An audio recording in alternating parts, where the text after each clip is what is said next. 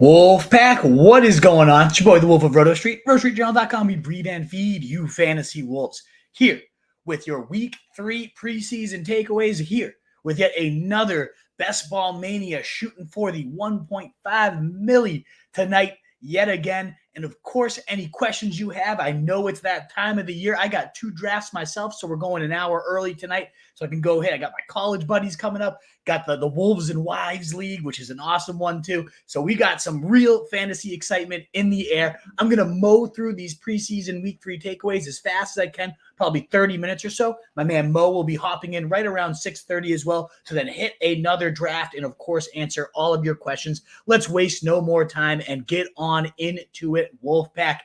A bunch of teams did play their starters this week. Preseason Week 3 is now the last week of the preseason. So we're going to focus on those teams first, a handful of notes on some backups, and also, as we always say, the teams that rested players often tells us more than the teams that are actually playing people. So we're going to look at some notable rests as well. But let's start with what we learned from a few starters, because I thought there were a few big takeaways and some big ranking adjustments, starting with the Jaguars with Trevor Lawrence starting, looking very, very sharp through true drives. He goes 8 for 10, 92 yards, 2 touchdowns. He has another rush for 9 yards as well, just mid-season form. Granted, and this also applies to a lot of people on this list, that was against the Falcons' backups. I'm not going to try to get overly excited about the performance here, but just great to see this offense humming in mid-season form. And he's a great quarterback right now, going at 120 overall, QB 16. Think he can be a phenomenal pick. The more exciting development for me, though, more surprising development was Evan Engram. 2 touchdowns. That was half of last year's total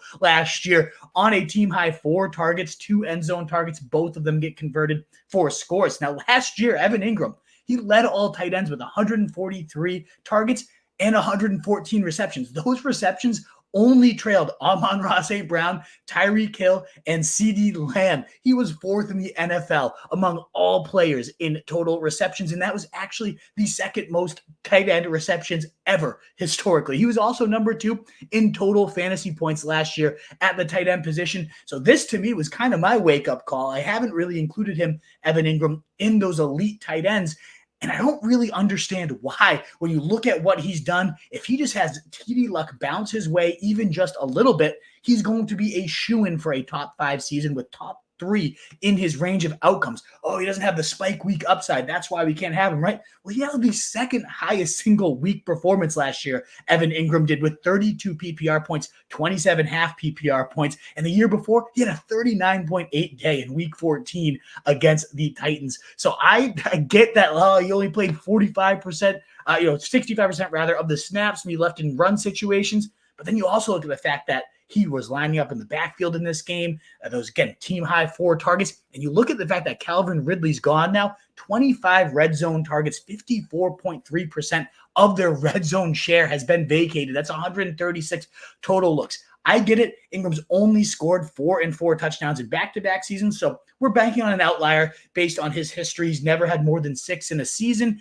and a lot of his production does come in games without Christian Kirk. 19.3 points per game without Kirk since he joined the Jags, 10.4 with him. So I don't want to go and over-exaggerate that this massive ceiling exists, because probably as long as Kirk is healthy, it is going to be a little bit capped here for Engram, but the floor is maybe the safest at the tight end position. And if these touchdowns bounce just a little bit better for Evan Engram this year, he's a steal going right now, late round 6, early round 7, and kind of the reason I'm belaboring this point, I'm not going to linger on too many tonight, but I really think this is kind of changing my tight end philosophy, because I do also love Jake Ferguson in this range. I now prefer Evan Engram, and I was making sure to hammer round 4 or 5 tight ends.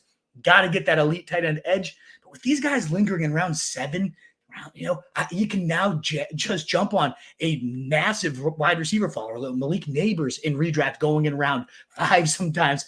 I feel much more confident passing up on those elite tight ends in that round 4 to 5 range and pouncing on an Evan Engram or a Jake Ferguson, given that opportunity cost. And certainly with the guys like Travis Kelce and Sam Laporta going in the round 2 to 3 range, no thank you at all. They already were fades for me, but even more so now that we're getting a little bit more value baked in later in these drafts.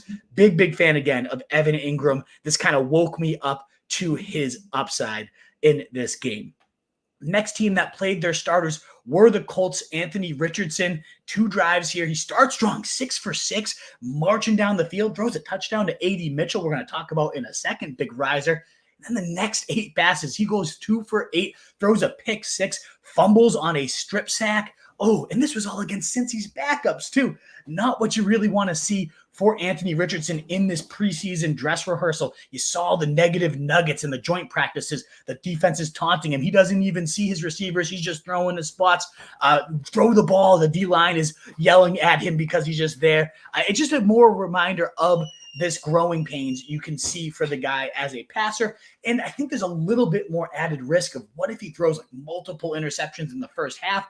Maybe they do bench him for Joe Flacco for a game. I'm not saying for the season, but a little bit riskier even still. He already, if you watch the bust episode just last week, definitely tune in if you haven't seen that one. Richardson was a bust for me, though, at that 48 price tag, around 4 or 5. If he falls around 6, again, the upside does outweigh that risk. But right now, going ahead of CJ Stroud in many drafts, no thank you. I'd rather either take that earlier QB plunge or go a little bit later at the position than where we see him going. Now, I did mention A.D. Mitchell, though, as a riser. He caught that touchdown, 2 catches for 18 yards. But the bigger thing is 24 of 25 snaps with the starters, including almost all the 12 personnel. He had 3 snaps compared to just 1 for Alec Pierce. Now, is that a sign he's above him? I don't know. Certainly this game he was. I don't know if that will carry on into the season. He also did lead the team with 4 targets from Anthony Richardson as well.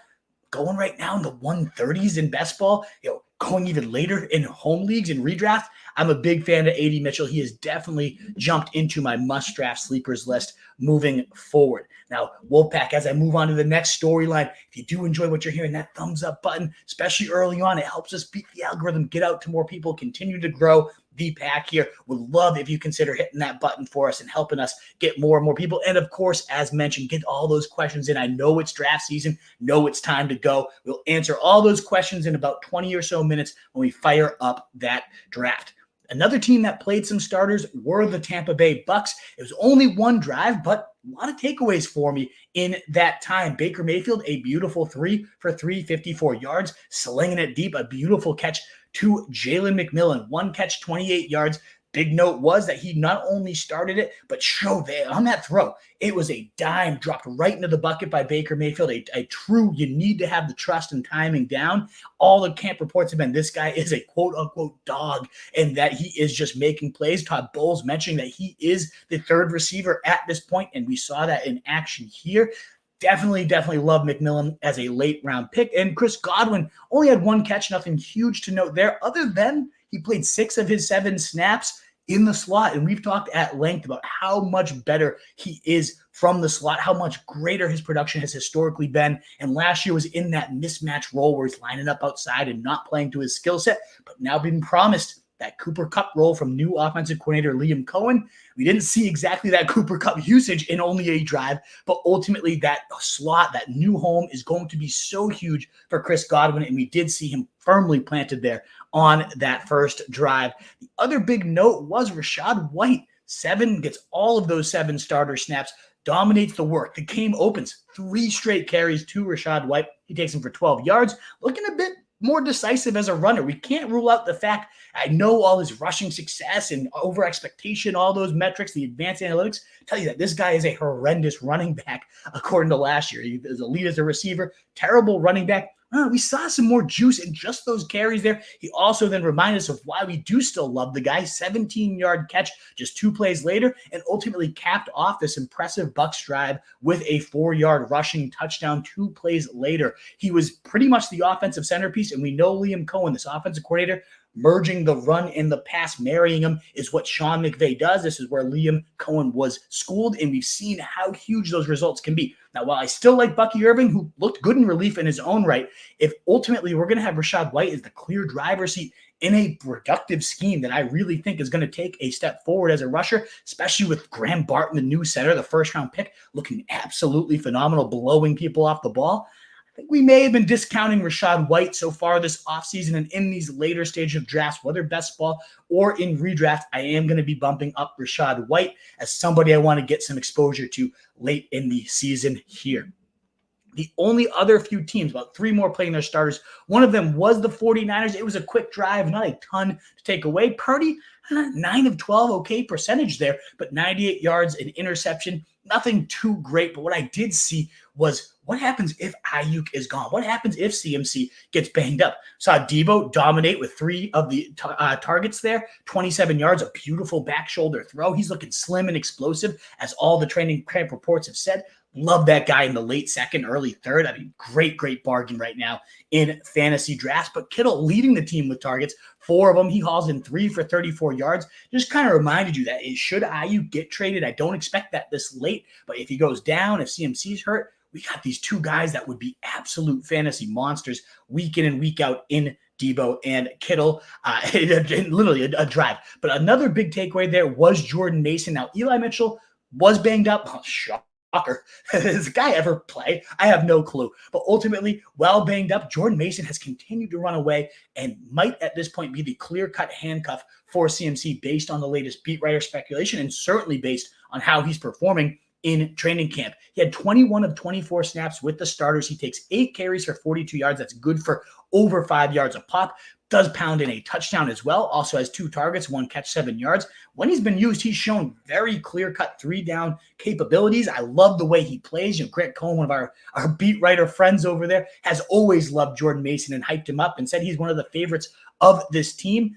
I'm a big fan of what I see from the guy, and could there be a more valuable role than that 49ers zone blocking scheme that also loves to throw to the running backs? I do think it'd probably be a split between Mason and Mitchell, but on the chance that he is just that number 2 guy and gets the complete and utter workhorse role should something happen to CMC, I think he'd be the probably most valuable handcuff in fantasy football. Not yet because of those question marks if Eli's going to be involved or not.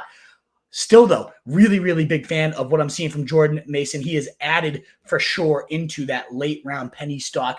I'm updating the draft guide with a bunch of new guys in there. If you haven't bought it yet, only $10. Check it on out. I think you'll love it. And if you do have it, a new update will be dropping to your inboxes probably by the end of tonight, certainly by the end of the morning. I'm aiming to have it done tonight while I'm doing my drafts for sure, though. And one last plea for that draft guide, rotostreetjournal.com/draft guide. Again, only $10. You enjoy the content we do. You want to support your boy. That's really the only thing we charge for. The rest of our content's free. It helps us grow, helps us pay our writers. It would be so appreciated. If you like this content, it's just $10, less than a sandwich, folks. Go on and check it out. I promise it will be one of the best investments you make and help you elevate that fantasy game no matter what level you play at. Well, let's continue forward. 2 more teams with starters, one of them being the Panthers. And I thought this was a really important one, seeing how good Bryce Young looked. So much more comfortable. 6 of 8, 70 yards, and a touchdown on his only drive. What I thought was really impressive was a big 4th and 3.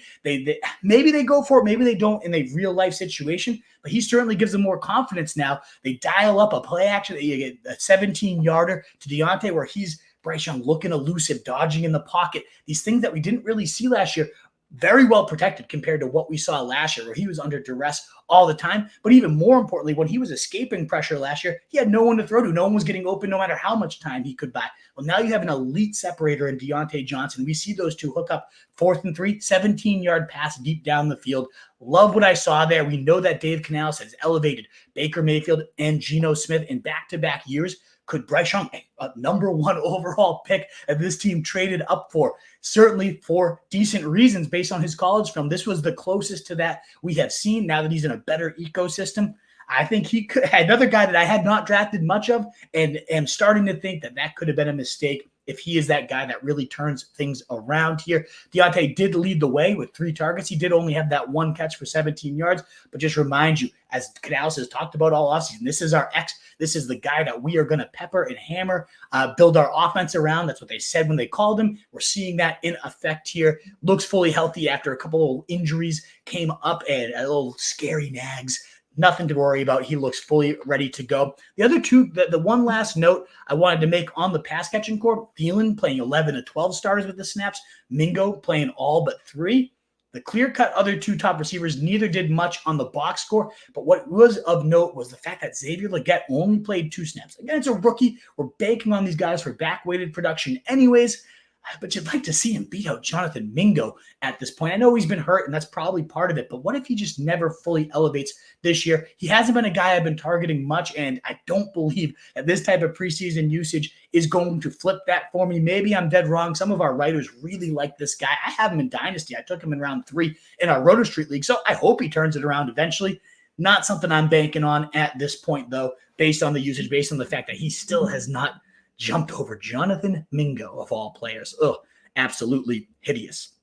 The Steelers only played one drive with their starters. It was again Russell Wilson over Justin Fields. I actually, at one sec, want to go back to the Panthers because there was an important note with the running back rotation, as I almost skipped it over. Chuba Hubbard played 10 of 12 snaps with the starters, the clear lead back. Takes 3 carries for 15 yards, a nice 5 yards a pop.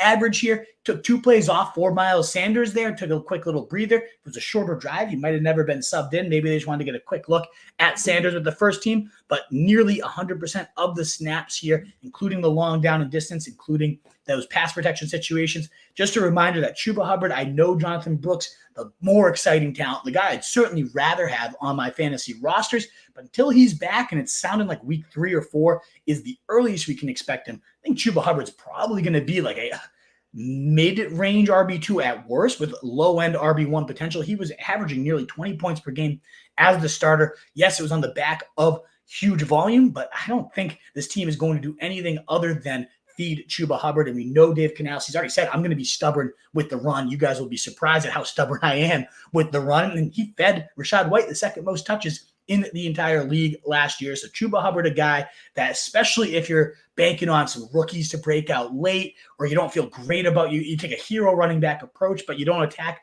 running back again. You have your Breece Hall, and then you don't take a running back till, let's say, round 10, and it's Zeke or it's Tajay Spears, and you don't feel great. You just want to kind of see what happens. I think Chuba Hubbard's a great guy to target, as I could put this guy in as my running back too. I'm going to get 15 to 20 points, and then we'll figure it out. Let's see who off the waiver wire emerges. Let's see who I can develop as a rookie, maybe Bucky Irving, who one of these guys ends up surprising and becomes your every down running back too. Even if a guy like Chase Brown's your running back too. Give me Chuba Hubbard to start the year, even though I'd rather have Chase Brown for the long haul. I'm more excited about him as a prospect. He's the perfect guy, Chuba Hubbard, the guy to draft and see, like, how do these wild card gambles pay out? Definitely a guy I am targeting even more so now, with it pretty confirmed he's going to be the workhorse until otherwise said. Now, moving on to the Steelers, again, just one drive for this team. It was Russell Wilson playing ahead of Justin Fields. Did engineer an impressive drive, though, has only 2 throws, but they both go to George Pickens, a guy that I wrote about as a potential bust heading into the year on our bust show. Mo really hammered home the point about with Arthur Smith. A.J. Brown had 1 top 12 finish. The rest, Drake London, a bottom 35 wide receiver in back-to-back seasons, outside the top 50 wide receivers in points per game. And I know there's far less target competition here, but ultimately A.J. Brown barely eked out a top 12 season, was outside the top 20 wide receivers in 2 of his 3 years with Arthur Smith. I'm still not hammering Pickens. This isn't going to make me change my tune completely, but I did think it was at least encouraging to see Russell Wilson actually throw it deep. It was a 32-yard bomb on a 3rd and 14. Pickens making yet another circus catch, what he's known for. The guy's a great talent, a great player. In a better situation, I'd be all in on it. It was encouraging, and it makes it so if Pickens continues to fall, because a lot of people are off the Pickens train, and he is starting to dip quite a bit, I can see the upside narrative here. I can see a scenario where he is somebody that we are looking for. Another note there on the Steelers, 2 weird usage notes. The first being Patterson. I know Jalen Warren didn't play, so maybe this was just this is what the backfield's going to be. 2 backs are going to be involved, whether it's Warren, Patterson, and Najee. One of those, 2 of those 3 are going to be involved. Maybe that's what this was, or maybe it's just Arthur Smith loves him some Cordarrelle Patterson. He certainly did during their time in Atlanta together, and it's going to be a 3-headed nightmare, and that would be horrendous for fantasy if that's the case. There's no way to know with Warren resting because of the hamstring injury, but Patterson did take 3 carries for 31 yards and a touchdown. Najee started the game, got the first 3 snaps right in a row, took 1 carry for 5 yards, but then it was Patterson who came in, ended up mopping up the rest, scoring that touchdown with the first team offense. I think it's just something to be a little bit cautious of. Again, don't want to overreact, but we've seen Arthur Smith feed Patterson ahead of Bijan Robinson in the past. We cannot discount the fact that this guy might again, use a very odd running back rotation. It has me just a little bit more down on targeting guys like Najee and Jalen Warren, especially just because, again, this offense as a whole doesn't look overly attractive. It would be even worse if they're involved. The last three teams here with starters playing, one was the Seahawks, and another one of those things where it's only one drive, probably against mostly backups, but very nice to see this offense cooking right from the jump. I love this new offensive coordinator, Ryan Grubbs here. Want to see what it looks like? Well, Geno comes right in, misses first throw, and then boom, goes 4 for 4, 62 yards and a touchdown, and saw a lot of those traits of the Ryan Grubb offense. A lot of motion pre-snap, a lot of deep strikes on getting those guys deep on crossers. Saw DK Metcalf hauling a 21-yard back shoulder touchdown. You see JSN, a nice 25-yard toe-tapping deep ball, attacking deep, moving fast in the pace, lots of motion, wide receiver, 3 wide receiver sets exclusively. This is all what I wanted to see. It was nice to see JSN especially lead this team in targets and receiving yards with the starters. Granted, there's no Tyler Lockett here, so it's not a lock that JSN is just going to step in and be this every down guy, but Grubb's been hyping it up relentlessly. The whole team, McDonald has talked about him a ton. Ultimately, I am feeling even better about the Seahawks attack moving forward. What's up, Mo? Hey, Tyler Lockett, though, he hasn't even been there, man. He's been off the practice field for 2.5 weeks now. I mean, it's JSN season all the way. I'm excited as well, and popping in a little late here, but I see we're already talking about one of my fellow Ohio State Buckeyes, and what better way to join the stream and get going? Absolutely, yeah. One of those Buckeyes indeed. I only have a few more notes here to cover, Mo, so I can just rip through them if you want to comment on them as I go. I actually don't even know if I shared the doc with you. I'll do that right now as well because I thought I might be able to mow through them all before you got here. But as I'm sharing this with Mo, one last plea, guys, for that thumbs up button to help us continue to grow, to get out to more people, and help the Wolfpack as wrapping up our preseason here. We're pushing towards 4K subscribers. We'd love to have more and more of you continue to join if you haven't already. Sub into the channel. It really does truly help, regardless of where you're coming from. Just a quick Browns note. There's no Deshaun Watson. Shocker. Again, just abandoning his team when they need him most. Absolute garbage. But was noteworthy that with Jameis Winston, Jerome Ford did play all 10 of the starter snaps. We saw Foreman get in for a play, and then he injured his ribs. So to me, it's looking very clearly like Ford is going to be that very, very clear-cut every down starter because Pierre Strong's now hurt. Donta Foreman ultimately might be banged up for an extended period now with the ribs. And Ford was, in general, just the number one guy anyways. So very productive run scheme. Jerome Ford, not somebody I've been drafting very heavily, but we already know now Nick Chubb's going to be on the PUP to start the year. Going to miss at least 4 games. So similar to the Chuba Hubbard argument, another guy that if you don't love your running backs early, I think Ford could be that like 12 to 15-point guy that we had last year, maybe even better in the spread style attack to begin this season. Give you a nice little bridge to whatever rookie you're trying to wait on, whatever waiver wire goodness you're trying to mine up. Certainly a guy you can get in the around like 10 to 15 range that ultimately gives you a nice little lifeline while you figure out the rest of your running back situation.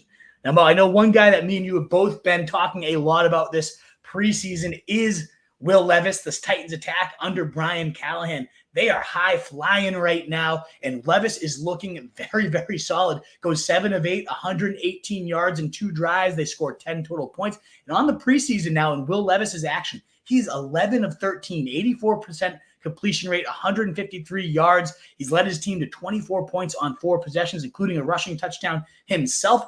He's looked very, very solid. This offense has looked very creative. We're seeing Calvin Ridley get moved around like they promised, the quote-unquote Jamar Chase role. I know he's not Jamar Chase, but that type of usage, we've talked about how long of a way it could go to freeing Ridley up, who really struggled against press, but was great against man and zone. They just never moved him around. They kept him on that static X role with the Jags.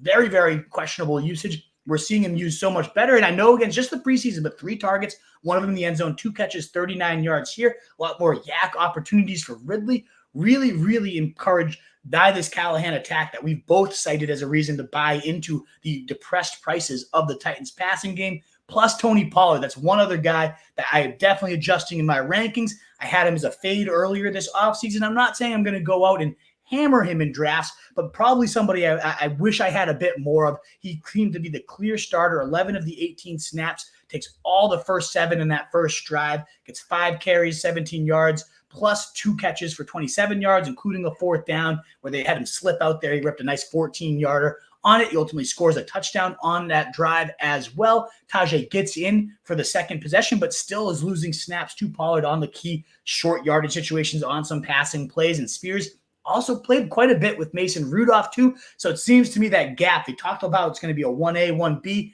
And I like Spears. I'm still not out on Spears and suddenly fading him either. But I think he should be going down a little bit from this. I think Pollard should certainly be rising kind of in that round 7, 8 running back range. Somebody I wish I had. It's also the eyeball test. I know this is preseason. It's backups, a lot of the people he's facing. But I'm just seeing a lot more zip than we saw from Tony Pollard at all last year. So I'm ready to bounce back and get back in on Tony Pollard, certainly in this round 7 price range. Everything about the Titans seems to be trending the right way, Mo. Any thoughts on him before we move on to the Pats? Because I know that's one that you're going to be excited to talk about.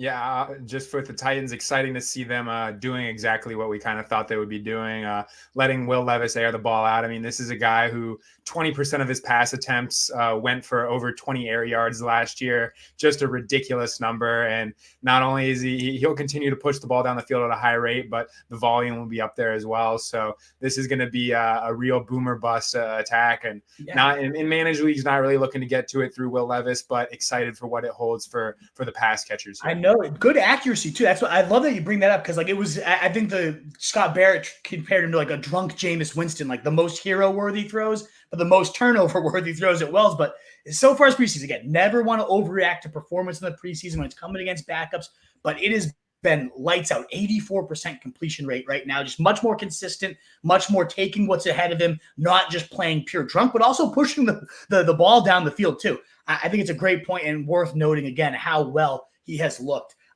Just much more in command. This is a coach too that had played. He coached up Peyton Manning. You know, he's like a guy with a great Joe Burrow. He has a great history with his quarterbacks, and not that those guys became what they were because of Callahan. I'm not dumb in saying that, but like when you're around greatness and you know what it takes, if somebody's going to squeeze the most out of Will Levis, it is Brian Callahan. And it seems right now like he is, and I'm very excited for the way I've been hammering him late. Will Levis, my second, third highest owned QB right now in these drafts. I'm a big fan.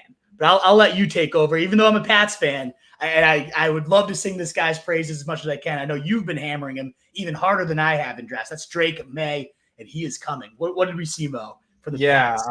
It was promising all around. I mean, you saw him make that really nice throw downfield off platform on the run, and then he showed a little bit with his legs too. It's really coming all together for Drake Maye and the people who have been hammering this offseason. It's no longer will you be able to get him at pick 200. Just all around exactly what you wanted to see if you're someone like me who has been hoping for Drake Maye. And we're getting some mixed reports out of Gerard Mayo. One report, like a quote saying May has performed better, and then another quote in favor of Jacoby Brissett. And then Brissett does end up getting hurt in this game. There's no word on the severity just yet, but he was back on the sidelines with his pads on after he left the game with the injury. So probably nothing too severe, but it's legitimately looking like Drake Maye could have this week 1 job under wraps. And even if he doesn't, it's probably going to be a situation where as soon as the Patriots lose to the Bengals in week 1, they're going to be calling for Drake Maye really, really quickly. So just in terms of the number of starts that you're going to get out of this guy relative to the cost that you were paying, it's already looking like a win. And the fact that he put the arm talent on display and showed that he can do something with his legs, it's like I said before, it's just exactly what you're hoping to see out of a guy who you could grab at pick 200 all summer long. Yeah, 13 of 20. Not a perfect day. Definitely a couple throws as a Pats fan. You can't hit the running back in the flat. Come on, let's make that pass. But 13 of 20 for 126 yards, 1 touchdown. And as you alluded to, had a 49-yard touchdown called back from some ticky-tacky offensive line alignment thing. Now, I want to say it's ticky-tacky. They ultimately had 8 penalties in the first half called on this offensive line. The announcer was so fed up that he said, once again, lined up on I don't even know what this rule is. I had to look it up after the game. It looked to me like it was just a step off the line because that's what they do when they're about to drop into pass protection. Apparently that's not allowed anymore, so they better get this together. But man, like if we count that touchdown, which I want to, just for the sake of being a Patriots fan, nearly 200 yards and 2 touchdowns in the first half. And you mentioned the legs, 3 of 17. There was a 3rd and 14, and he ran for like 16 yards on it. You're just seeing like a lot of people compared him to Josh Allen because of the running ability, because of the cannon arm, because of the erratic behavior too. I love it. As a Pats fan, I could not have been more pumped, especially that long pass to Jalen Polk, 29 on a 3rd and 12, a 29-yard strike, just looked so smooth. And the receiver rotation has been gross. I worry a little bit about Mayo being a hardo in that sense.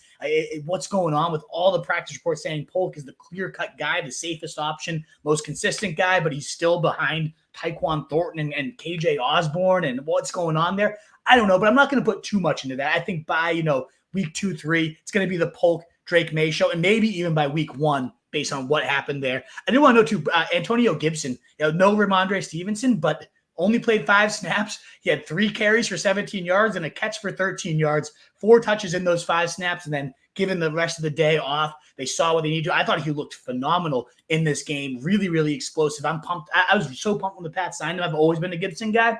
And it's just a reminder, like he's going to have some nice standalone value, great contingency value. If something happens to Ramondre, he's going right now like pick 170. Nobody wants Gibson, and it doesn't make any sense to me. I know the Pats are ugly. That's even better for this guy. That's going to get a lot of dinking and dunking on the game. So I was pumped for that. That was the last team I had in terms of guys who played their starters here. So then we move quickly to the just notable rest. And at this point, guys, I know some of you have called. I don't know if you've got it queued up quite yet, Mo, but you like us to give you a heads up when we're jumping into drafts. So, Mo, why don't you give us the heads up once you finally click it? Because I only have a couple handful of notes here that we can blow through real fast. One of them being, though, who rested, given that kind of – you don't want to say it's a starter's treatment because not all these guys are going to be starters, but at least they're viewed by their teams as people they do not want to see get hurt. They've seen enough from them. They do not need to put them out there on the field. Some intriguing names. The biggest one to me was Kimani Vidal, not playing for the Chargers at all. He really only had 1 game in the preseason. That game we talked about last week's the preseason week 2 recap. He's one of the biggest news notes we talked about was Kimani Vidal. And ultimately, he showed enough on those 9 carries, 41 yards, looking really impressive in week 2. Doesn't even have to suit up, even though Jarrett Patterson does. Obviously the backups, Isaiah Spiller, all those garbage behind him. But Vidal has shown enough in just 1 game, and we've already talked about how this backfield is going to yield value. It's a Greg Roman scheme. They already have the most yards before contact on the preseason right now. Again, preseason, I get it, but the line is blowing people off the ball. They're so creatively schemed right now. It's going to be a phenomenal run scheme. Gus Edwards, as you guys know, I have a ton of at this point, but it's not necessarily a bet on Gus Edwards, a bet on this running game. And so J.K. Dobbins fully healthy, sure, for now. Definitely a guy I'm worth investing in these late rounds. But Kimani Vidal now fell all the way to 180, not really getting pulled back up in these last couple of weeks of drafts behind 2 uninspiring or injury-prone starters. Very, very easy path to see him being the week 5, 6 starter and onward in a great, great backfield situation. So he was the biggest note for me. The other guys were Jordan Whittington, Will Shipley, Khalil Herbert now getting the starter's treatment. There's rumblings that he might be getting showcased for, getting a trade done. And that might be the path to the most upside if he got traded, of course, to the Cowboys or something of that nature. But it seems to me the Bears have now recognized what they have in the guy that averaged over 5 yards a pop this preseason, has always been a phenomenally graded PFF rusher.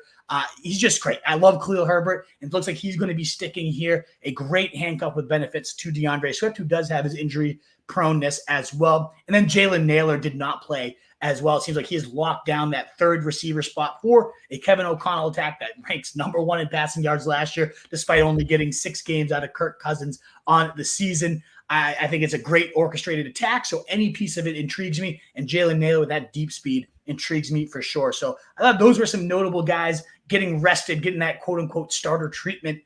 Any of them you want to comment on, Mo, before we move on to the last couple guys here?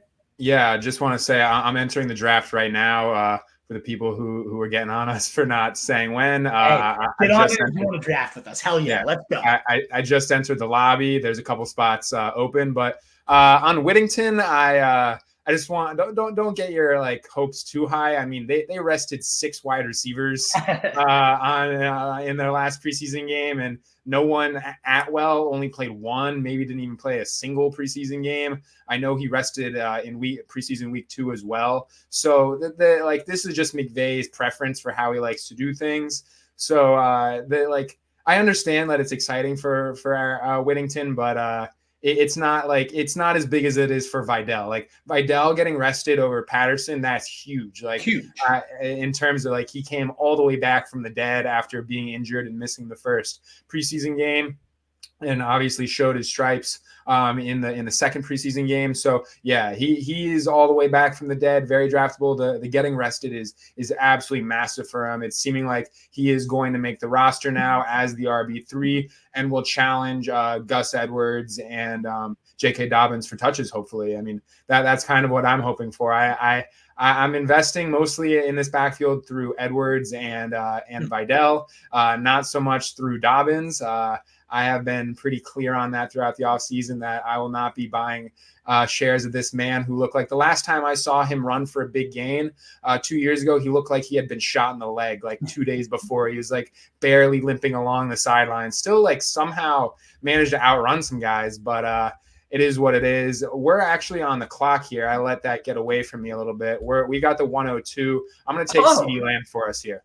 Yeah, let's do it. Let's fire him up off the fresh contract. Welcome to the squad, CD Lamb. You love to see it coming in right here. And this is exciting too, Mo, because we haven't had a single draft, I don't think, in the top 3 this entire time. We've been streaming since February. We have not had a single top 2 pick here.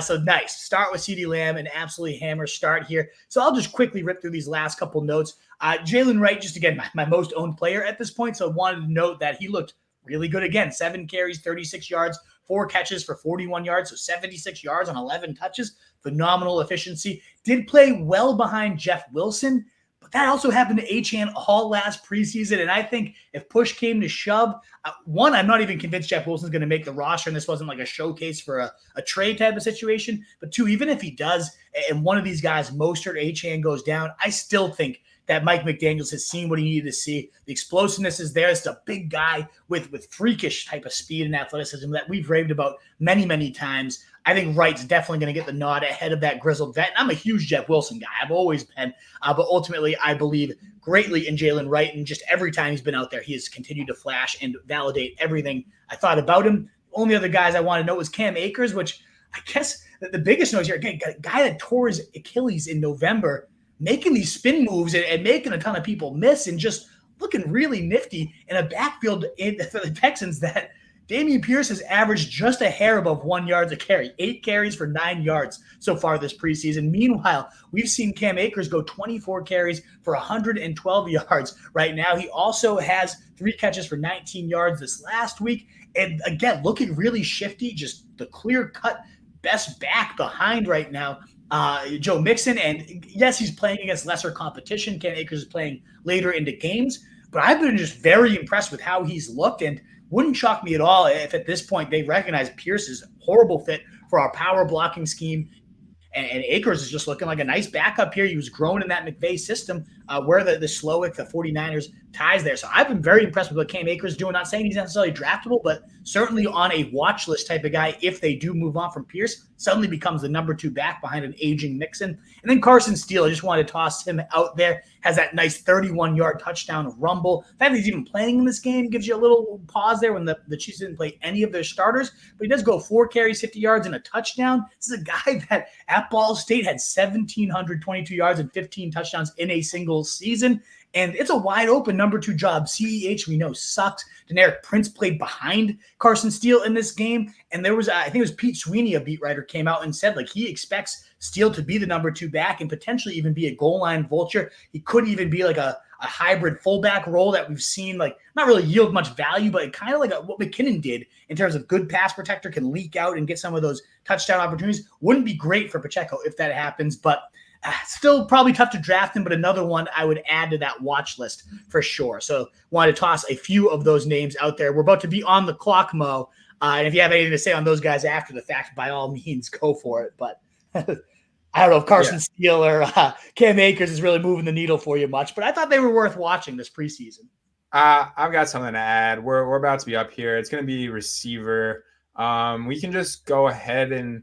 Do you want to play for Devonta Smith around the turn, or do you want to just lock him up here and then pick the rest of the bunch? I love my CD Lamb builds. I love going Evans, who I know is not your guy, but they have him in week 16, and then they have Devonta Smith week 17. You get a little correlation, but if you really wanted to go Ayuk or someone or neighbors instead, I'm fine with it. I get that totally. We don't have to play the perfect correlation game if you're not I'm into fine with that. I probably could stand to use a little bit more Evans.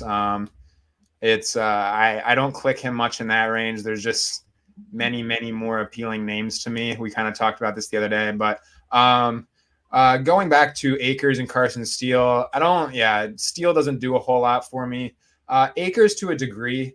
I regrettably touted Cam Akers last offseason as a solid pick as Sean McVay's go-to guy, and then didn't pay off for me very obviously. But like the Houston coaching staff, they just do not like Dameon Pierce. Like they just can't convince themselves to give this guy touches. And I'm gonna go Devonta Smith here. Yeah, I think that's the play. Before you completely just click it though, we have 22 seconds. I love Kyron in this range. I know it's not the correlation, but as more and more casual, I'm fine. Yeah, to just get a hero RB build going. Anytime that he's in round 3, I have a hard time passing him up. Yeah, that's fine with me too. And I'm sorry I forced Evans on us. I didn't even see Adams was still there. Like, he would have been a fine pick. I like Devonta Smith, and one of the things I do like about him is it does open the door. Like, maybe Jalen Hurts makes it all the way back to us, but this far back, it doesn't typically happen. Somebody, including me, will often go naked Jalen Hurts if he's falling past 45, 46. I wouldn't have let it happen myself. So I love Kyron. I think he's just an absolute steal in round 3 right there. So I think this is a great start. If we didn't go Evans, who would you prefer? I think I texted you this weekend, like that whole range of receivers, Waddle, Evans, Devonta Smith, Ayuk, Neighbors, Adams. Like, it's never Olave for me. That's the guy I'm fading. But other than that, like, I have a hard time. Cooper Kupp, toss him in that mix. Like, do you have a lean on any of these guys? I have been scooping up the dip on Brandon Ayuk left and right. Yeah. I'm up to 26% on DraftKings Ayuk. I grab him in any time in the 3rd round, basically, and pretty regularly in the back of the 2nd round. It's just I don't understand why. Like, at this point, like, I've been thinking he's going to be a Niner for the entirety of this saga. Like, I put some weight into like the potential trade like last week, but as things have cooled down, I've shifted even more and more heavily back towards he's going to be a Niner. But other than that, really the only name I don't click is Mike Evans very often. I just like last season, it was just so obviously a ceiling outcome for what he can do with Baker Mayfield, given both Mayfield's ability and Evans's age. It's not going to get better than that. And I get that it was a really good season. Wide receiver 6 in full PPR, I believe. So it was a great season, obviously, but it's not gonna be that. I'd rather take. I still think Mike Evans is good, but I'd rather take swings on some of these younger guys like a Jalen Waddle, like a Malik Neighbors, and then I've said it before, but it's hard to just pass up on the 160, 170 targets of Devontae Adams. I mean, you can say what you want about the quarterback situation or just potentially Devontae Adams declining now that he is past that age 30 threshold. But I mean, at the end of the day, like, there's 5 wide receivers in the NFL who are in a position to earn that many targets, and Devontae Adams is one of them, and he is not regularly, but it's not impossible to get him in the 3rd round of these drafts. Yeah, I also agree with you on the Adams take. I think he's getting just overlooked completely just on volume alone. But I get it. The quarterback is going to be ugly, and still a guy that can command 30% of the target share year in and year out. And he's just so damn talented. And what if he gets traded to a great situation mid-year type of situation? I love Adams. I think he's phenomenal. I get the argument for younger guys, but all the talk in camp so far is like why Evans and Baker are right on sync with what we saw last year, and to expect exactly year.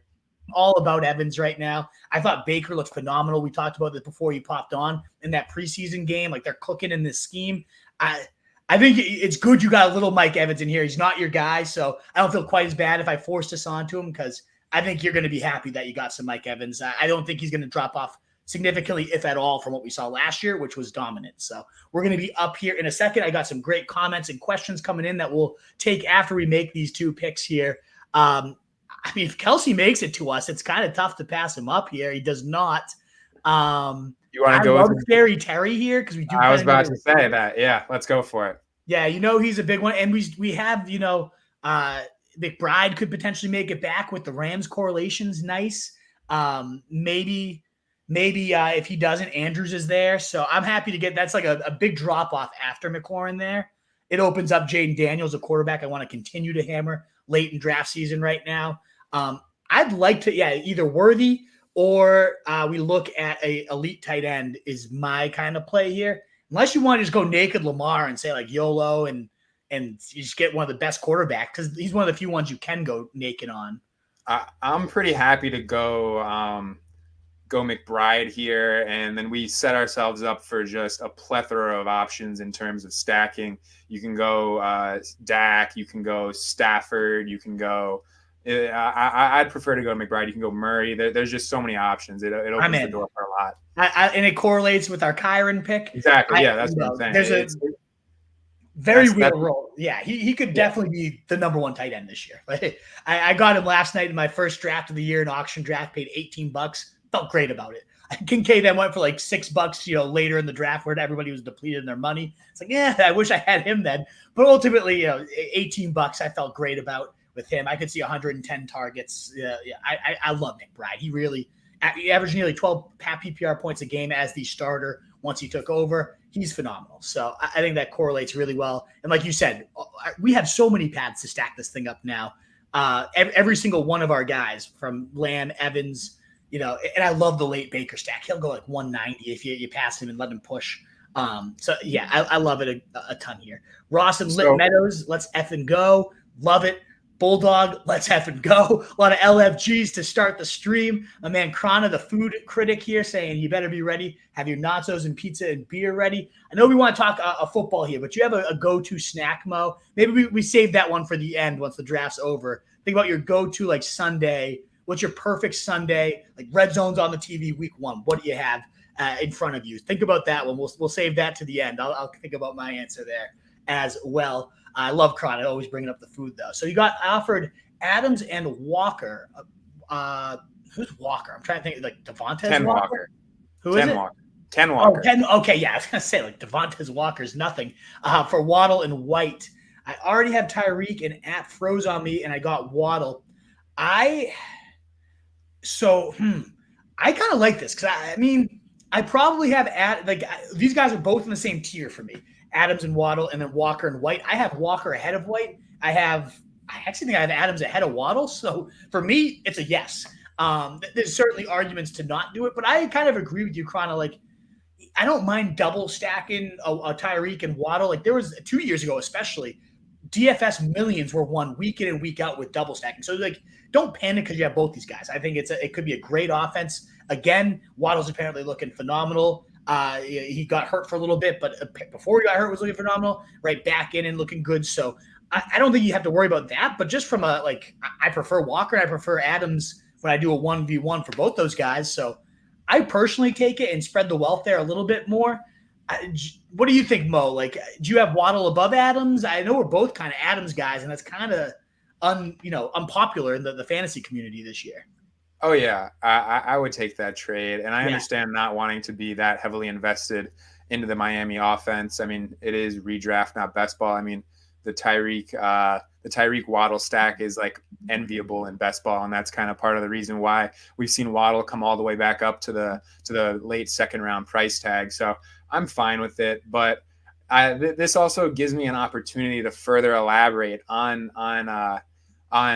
Devontae Adams here. This is a half PPR site, but I think a lot of people play full PPR these days. This is a PPR league here for okay. Chronic. Oh yeah. I didn't see that detail. Like, so last season, I think that's like pretty close to as bad as it's going to get for Davante Adams in terms of a quarterback perspective. And like, I don't think there's any room for it to get worse this year. I think Minshew is a step up from what Jimmy G and AOC brought to the table last year. Agreed. And it's not going to be good, but I mean, just like talking about the target volume, Davante Adams was the per game in PPR leagues, per game wide receiver 15 and the per game or the overall wide receiver 10 last year. And it's just no matter how bad it looks, I mean, the guy is going to get his opportunities in the offense. And we can continue to talk about this. We're about to be on the clock here.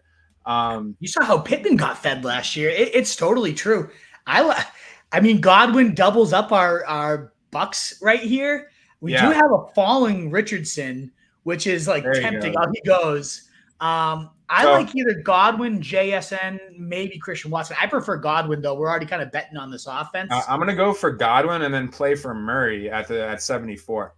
Yeah, stack up Murray. The only thing to think through, so yeah, I think Godwin's good there. The only thing to think through with Murray is we're very reliant on Bucks now, so it'd probably be nice to get Baker. They'd have the same bye.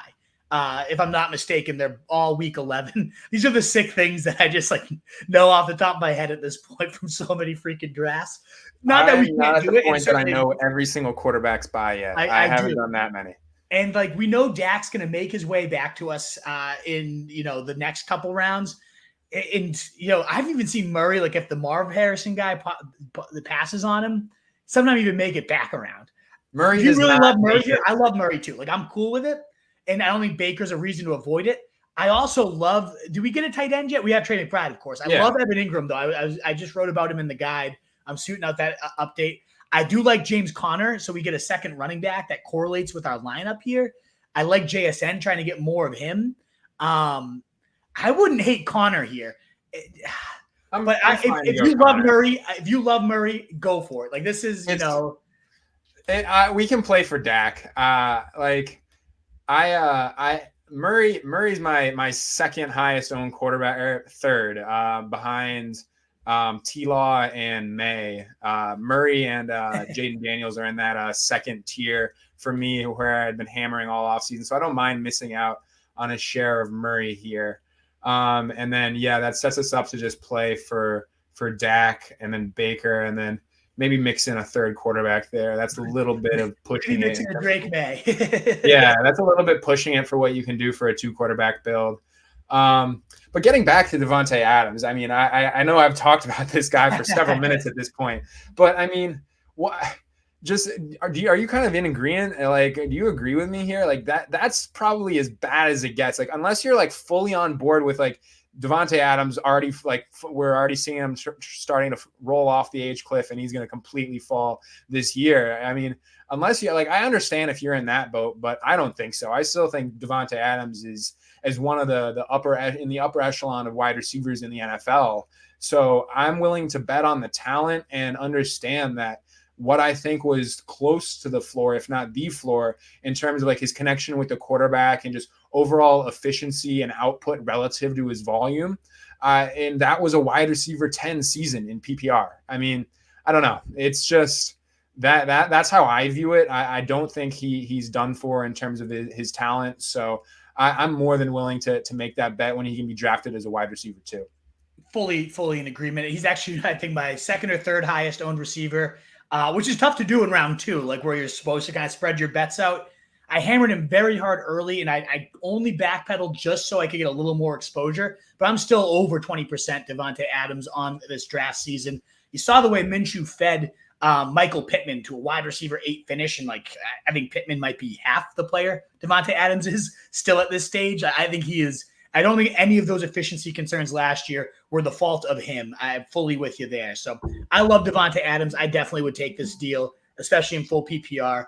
I think Minshew's certainly a step up from whatever he played with. And then there is still, again, that idea that maybe he gets traded mid-year with the Raiders out of contention. What if he goes to the Niners, a popular team he's been linked to, and Ayuk gets moved or whatever. So there's certainly upside, like his ceiling could rise, and I already don't think it's bad. So Murray does go there. As expected here. Bulldog giving us a free little ad here, but I appreciate it, man. Got the draft guide, loads of information. Could have skipped the whole summer of research and been caught up with $10.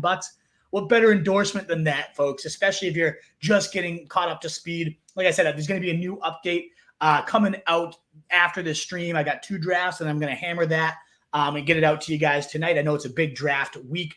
Oh, Dak goes. That's going to throw things off a little bit for us, unfortunately. We'll have to see what we do here. We'll have the game plan. We'll figure it out. But guys, if you do like the content, I promise you the $10 will be well worth it. And if you feel like it's not, I'll send it right back to you.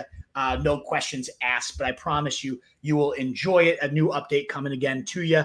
I've relooked at all the ADP. There have been some decent shifts since when I first wrote the guide. And so I've kind of reorganized the cheat sheet, gone through page by page and kind of moved the players that need to get moved, added the players that needed to get added. And then I, of course, have the update log. So if you don't feel like rereading the whole guide and finding where I made changes, the update log will be right there at the end for you.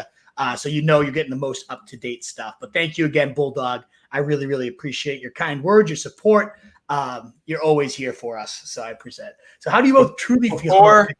But before I get to rip on George Pickens for the next couple minutes, I've got a fun little piece of information for you. Let's hear it. Are you aware of Jerry Jones' motto heading into the 2024 season? No. All in. Jerry Jones said the Cowboys are going to be all in. And guess who is scheduled to visit with the Dallas Cowboys at some point in the very near future to absolutely wreck our worlds and carry the Dallas Cowboys to a Super Bowl victory? Guess what? Running back.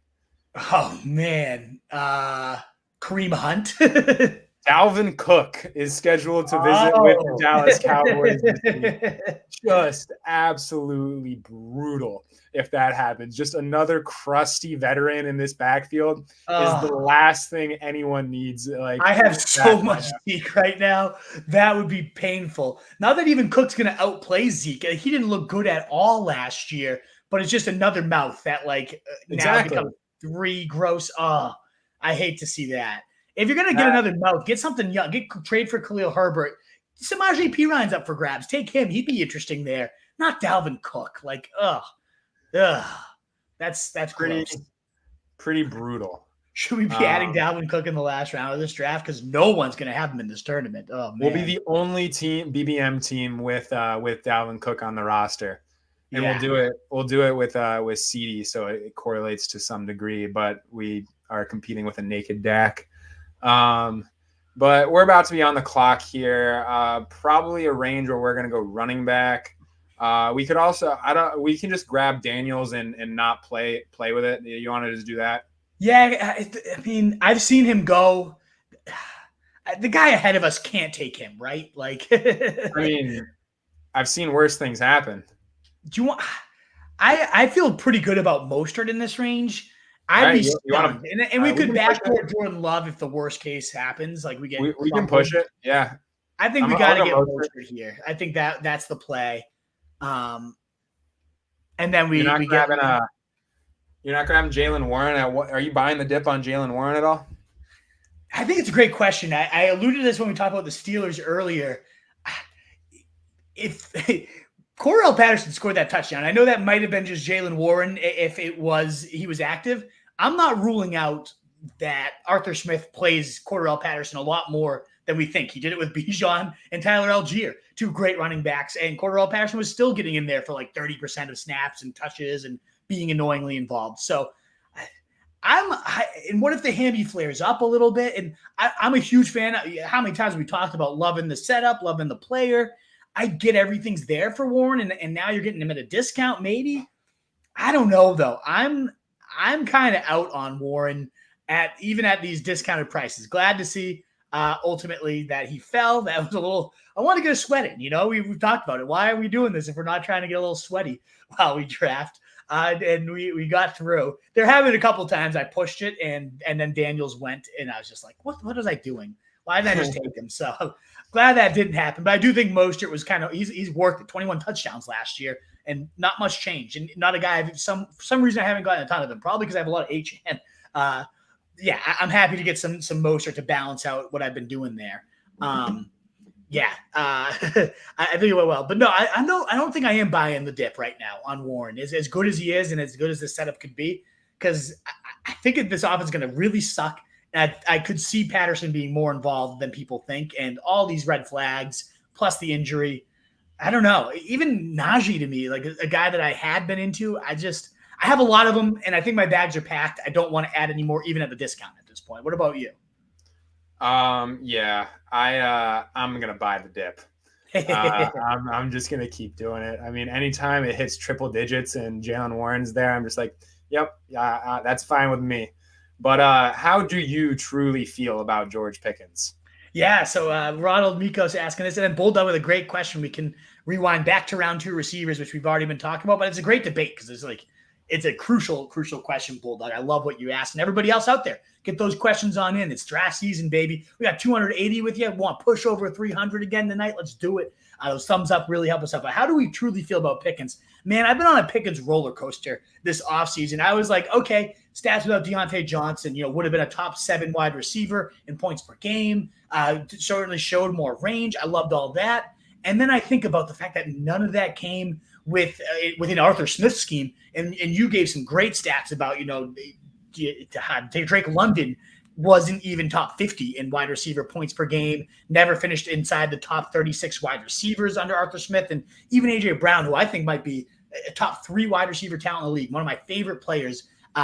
Even we saw it once he left Arthur Smith, routinely top 4 wide receiver in fantasy. The best he ever did was wide receiver 12, like barely squeaked that out and was outside the top 20 the other couple of years. I am very, very worried about Arthur Smith here. I'm worried about Russell Wilson blowing. I like that deep throw we saw, Ronald, this week.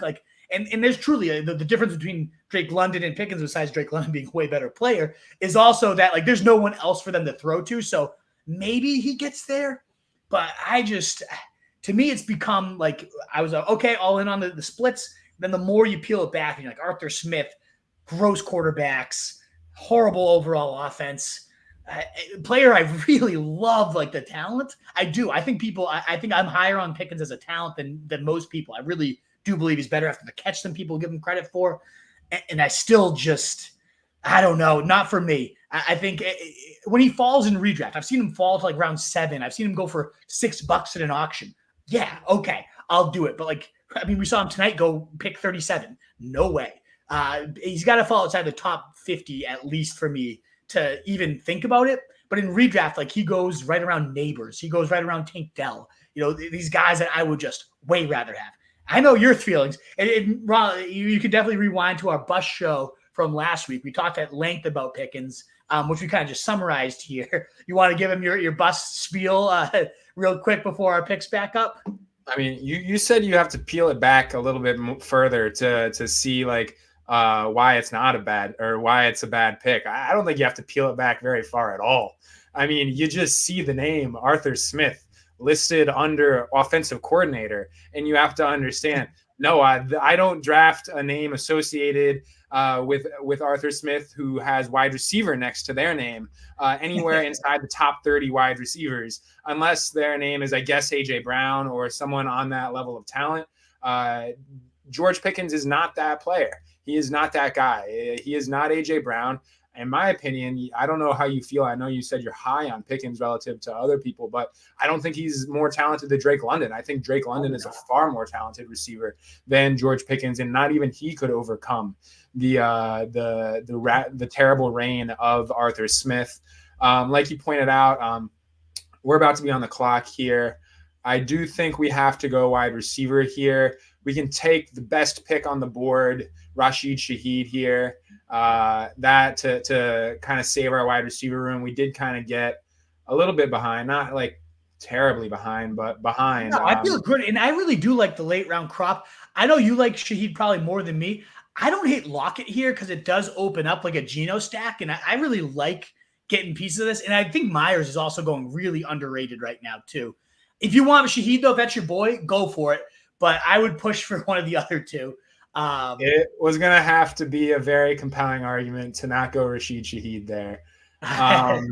He's your guy, so I'll let you give your take on him. I don't in the 120s.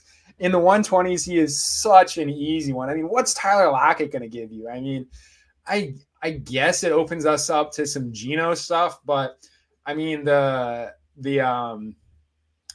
the Carr stuff is as easily as stackable, and I understand that the ceilings are vastly different, but I mean everything going on in Seattle tells us that Lockett is a depreciating asset, while Rashid Shaheed, man, he is on this steep incline to becoming one of fantasy football's most valuable sleepers. And we get both. We get the best of both worlds.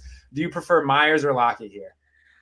Scroll down just a little bit before, and I do prefer Lockett. I think again, I don't hate Brandon Cooks here. We already gonna do it, but we don't have Dak, so maybe that's just overkill. Yeah, that doesn't. If you want to take Lockett because it opens up Geno stuff, I mean that makes sense to me.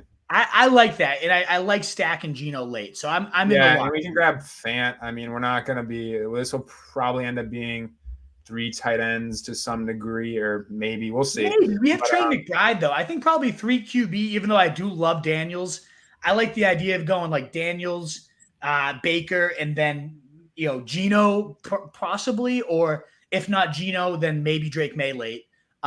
Drake and Daniels have the same bye, as does Bo Nix. That's kind of like 3 of my favorite rookie QBs are all lined up in week 14, which sucks. But you can still do 3 QBs and have, that balanced out there. no mention of Derek Carr there. Dude, I want nothing to do with him. That's kind of why I'm not into Shaheed. Is just like I don't want any Saints. I think they implode. I'm real worried about it. Maybe Kubiak proves me wrong.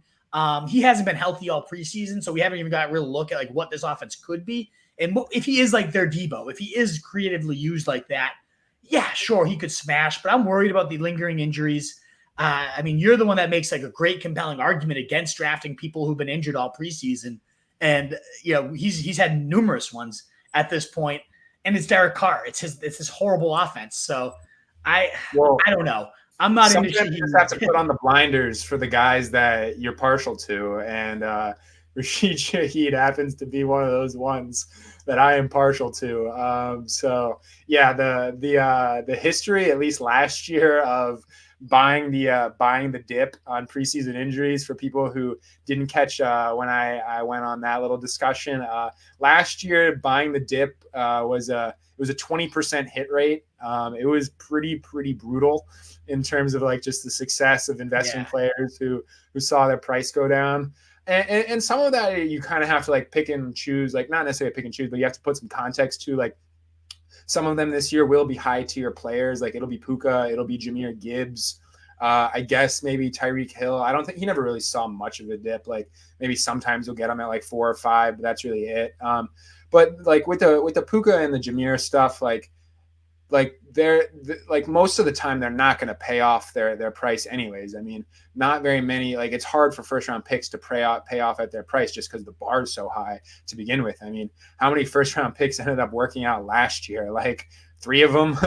I mean, it was like CD, it was Tyreek and McCaffrey, and like it was just a lot of duds in the rest of the first round. But so I don't know. We'll see if those numbers change this year. And like the successful guys last year, a lot of them were the guys who were younger and had low bars to overcome. So Rashid Shaheed checks both those boxes. He's 25. He's drafted as a wide receiver 4, wide receiver 5 most of the time. Hopefully wide receiver 5 at worst, especially in these best ball draft, or at best in these best ball drafts. So it's possible. I mean, he checks some of the boxes for the guys who ended up overcoming, but like I said, I mean, when it's one of your guys, you put the blinders on and you just keep clicking the name. I guess I've been doing that maybe a little bit too much. He is my number 1 owned player on DraftKings right now. Oh boy. So oh boy is right, but you got to take this stand where you want to take this stand, and for me, that's Rashid Shaheed. Live and die by Shaheed, baby. Oh man, I mean, I get it. I get the argument. We're about to make our pick. I think this is a great question, and I see yours again, Bulldog. I'm sorry, we're making you wait here for Marv Harrison, London, and Collins. A great question there. I do want to tackle Coach Zeke's in a second because it kind of corresponds to why I don't think we needed a double tap receiver there. But let's see what we got here. Tyler Algier, a good. I mean, my feelings on Jalen Wright, but we do have Mostert right now, so I don't know if we want to double tap that or not. Chuba Hubbard, I think, is an interesting option because we have the Bucks thing going on, and Algier corresponds with Jaden Daniels, so I think one of those running backs I'd feel good about. whichever one you wanted to click out of them. I like Algier in this range. I think this is probably the pick that fits us best. Okay, yeah, I'm good with that. Yeah, I do a lot of Chuba. Like he's just a bridge running back for me. Like when I've got a rookie, you mentioned it earlier. That's really all I use him for, is when I spend some significant draft capital on a rookie. And now Ford has opened up that can of worms, as well as being just a really high end bridge running back. So that's what I use. That's what I use Hubbard for, and I don't really get much value out of him otherwise. Yeah, I do love him there. And then Michael Wilson goes. That's the guy I was going to suggest. Keep building out our stack there. We could consider, I don't think Kyron and Stafford are actually very negatively correlated if we wanted to. I don't hate Dobbins or Wright here as well. I think the receivers have kind of dried up, and then we'll talk about some of these sleeper receivers I like that'll be available to us soon. I like either going Wright, Dobbins, or Stafford. Your choice. Or Chuba, if you wanted to. What? God. Oh, no. You got to put the star on him. God damn it. That's ugly. That's rough. That's like the third time I've done that, too. I'm just listening and not all right, I guess we can make something work. We've got Algier, and we can backdoor, I don't know, like Ray McLeod. no, Mooney. Mooney's probably off the board by now. Yeah. We can backdoor something. It's not the end of the world, but that really sucks. Yeah. I don't love it by any means. It is our week 14, our week 17 is Daniels versus Cousins. And I love Cousins' playoff schedule. So like, I don't like despise it. And we needed it's not the end of the world. I just wish there was something else other than McLeod. But I guess we just go McLeod as our last pick here. Unfortunately is right. It's not the end of the world, though, because at least it does correlate week 17-wise. Sleeper wide receivers, Coach Zeke, he had an auction draft, which he did exactly what I'd recommend. Stars and scrubs. Brees, Gibbs, and Jettas, what a start. And you say you're screwed everywhere else, but you add Diggs. Like, Diggs is just right up there with that list. And then the rest is kind of ugly. Dobbs, Polk, and Burton. I'm not a huge fan of Burton at this point. I'd rather have Yoshi. So we'll talk about some sleeper receivers here that we like late.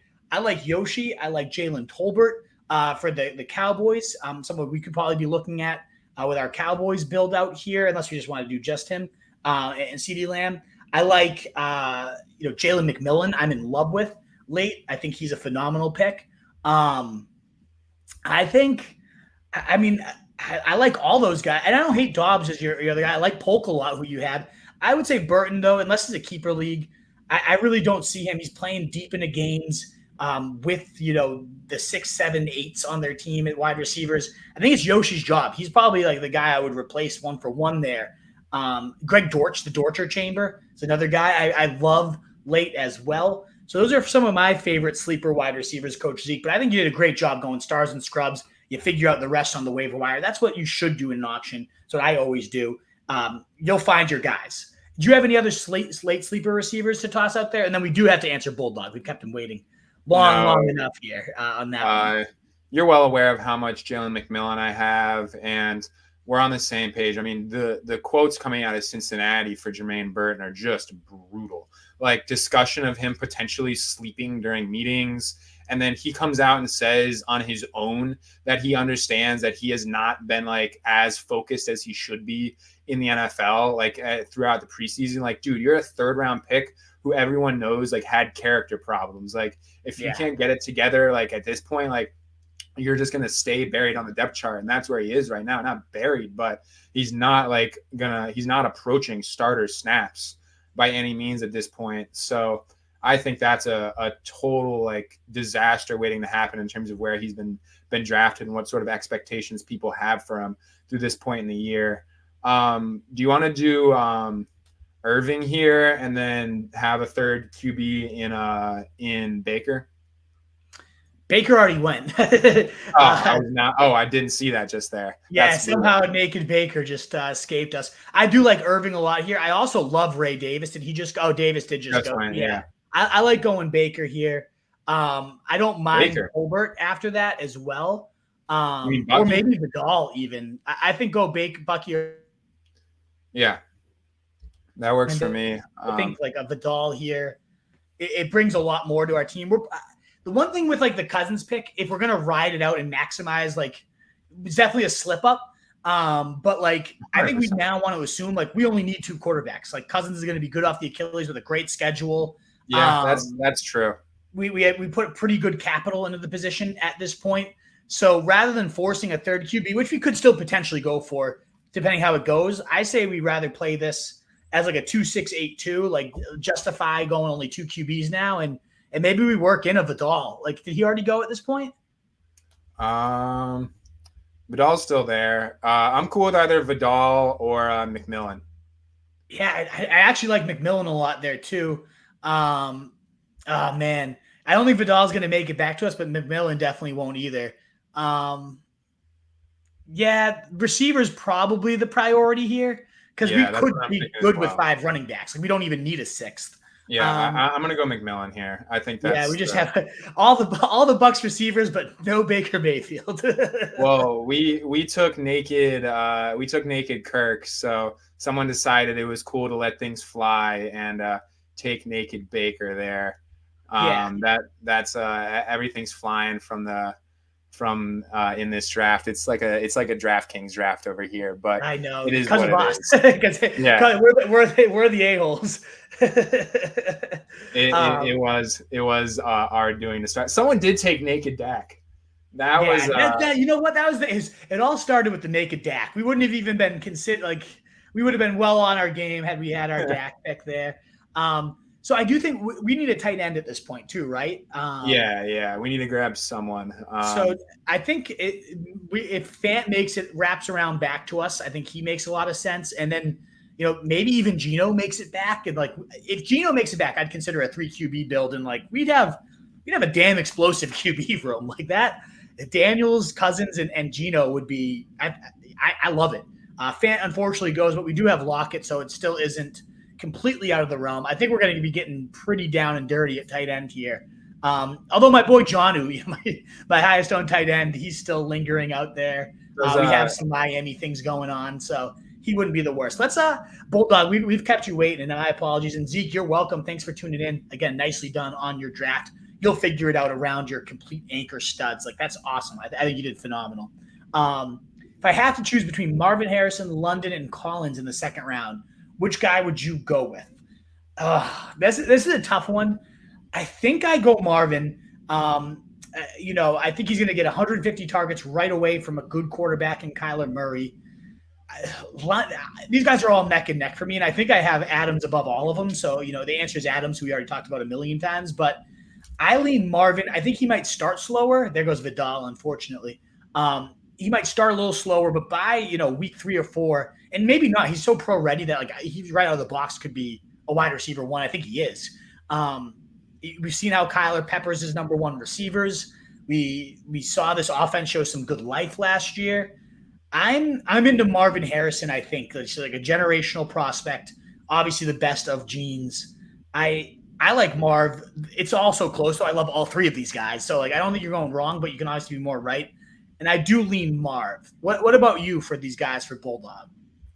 For me, it is Marv probably. I mean, I don't know how realistic 150 targets is, but I mean, it's just like nitpicking at this point, like 135 to 140. I mean, we saw Kyler Murray just pepper DeAndre Hopkins and just whoever his number 1 target was in recent years in Arizona. I mean, he's just absolutely fed these dudes. And I think Marvin Harrison is the tier of receiver that can just be an alpha right away. And it's just he's going to dominate this passing offense. And then my number 2 is Nico Collins here. You know how I feel about the Texans passing attack. I'm picking up pieces in all shapes and sizes, mainly in the form of Collins and Dell. But I think this is just a directional bet that you want to make on CJ Stroud just exploding in his second year after becoming the 5th the 5th quarterback to ever throw for 4,000 yards in his rookie season. We're about to be on the clock here. Probably, unfortunately, Sinnott doesn't make it back to us. I was going to say that should probably be a priority for us to get a piece of Daniels. It's not the end of the world to have him unstacked, but are you thinking McLaurin? So where he's not unstacked. Oh yeah, I completely forgot about that. Perfect. Never mind then. I do think we get a tight end here. Whether you want it to be Jonnu, whether you want it to be Colby Parkinson, even Jawan, because we have a small Saints thing going. I'm into all three of those guys. Yeah, pick one of them before we get Ray McLeod. I picked Jonnu. Okay. Yeah. We'll get McLeod in the last round. Not going to fumble the sticks twice. Yeah. I mean, we could consider Luke McCaffrey here to get another receiver for – it would be a 2.592, which I don't hate. I think that's okay. It gives us something else with – I mean, I also like Diami Brown late. Like, he's a guy I've been really trying to hammer. I honestly kind of prefer him to McCaffrey, and certainly at cost. Do you? Yeah, I love Diami. But then we got to go with McLeod here. No, we don't want McLeod. But why don't we do Diami or McCaffrey? Your choice of them, and then we go McLeod to end it. Whoever you prefer of Diami and McCaffrey. I have an egregious amount of McCaffrey that was all going to be dead if that Dotson. You got bailed out. Yeah, I got fully bailed out by that Dotson trade. So probably need to pick up some shares of Diami Brown here. What do you think about that Dotson trade though? So I said something earlier today on Twitter. I said the people who are worried about Juju Smith-Schuster impacting the starting receivers in Kansas City are the same people who are worried about Jahan Dotson impacting the guys in Philadelphia. This guy's a pretty much nothing in terms of what he can bring to like earning targets over the guys already in Philadelphia. Like he got a 13% target share last year.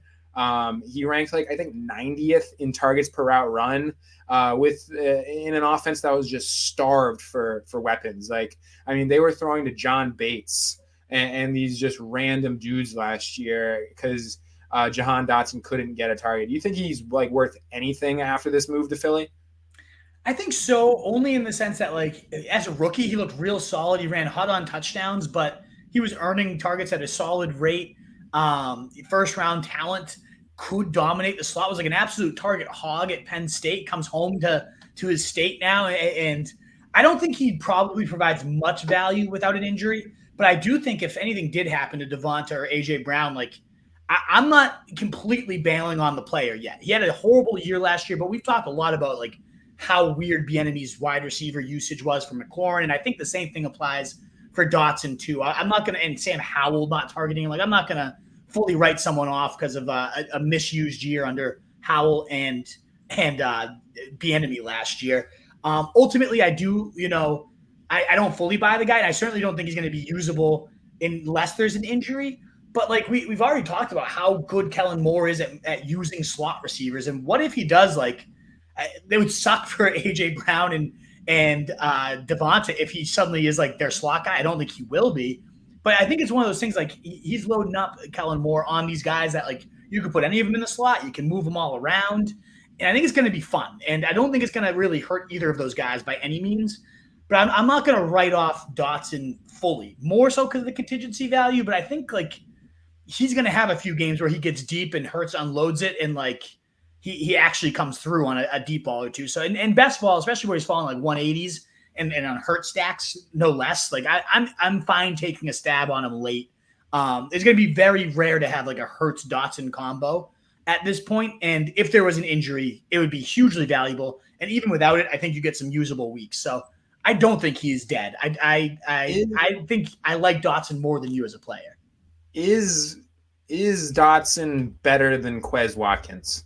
Yes, firmly. He's a first-round player that had a really encouraging rookie season.